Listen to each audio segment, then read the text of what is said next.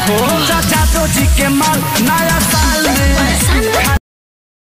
अरे ओ जी खेसारी जी का बोल रहे हैं जी, का बोल रहे हैं? कुछ बोलना चाहते हैं हमसे? का बोलिए, का बोलना चाह रहे हैं? तमिल खाती चली आई।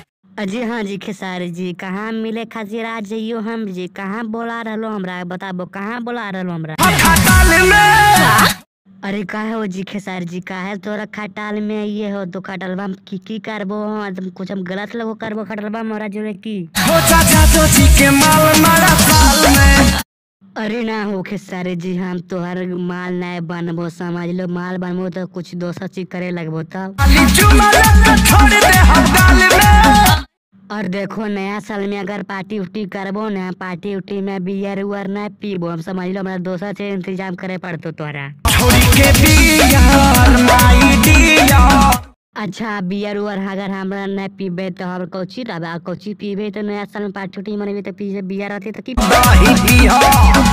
अरे दही कैसे पीबे जी? मौका तो नहीं हो, सब तो खत्म करा, मौके नहीं की पीबे दही हुई अब। बाटे मौका लिट्टी चोखा। अच्छा अब लिट्टी चोखा खाए पड़ते ना? अच्छा लिट्टी चोखा खाली लिट्टी चोखा खाइबे कि आरो कुछ ओकरा में रहते मिलल उलल? मोरी जाके ना चली हो। अच्छा खेसारी जी आरो कुछ करे पड़ते हमरा की? एम बोलो तो कुछ करे पड़तो की? प्यार करो बढ़िया धानो। अच्छा खेसारी जी हम प्यार करना है करबो, बढ़िया नहीं धरबो तो की कर लबो, की करबो तो?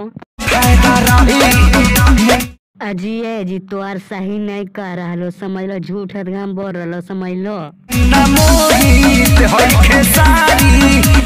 हाँ खेसारी जी, मुन्ना मोहित और खेसारी तो की कर रहलो? की बोले तो सही थोड़ी तोर बोल रहलो। तोहरा से कहे सही सही। तब भैया लोग वीडियो अच्छा लगे तो वीडियो को लाइक करो, शेयर कर दो। धन्यवाद। फिर मिलबो अगला साल नया साल में 2022 में मिलबो फ्रीडम।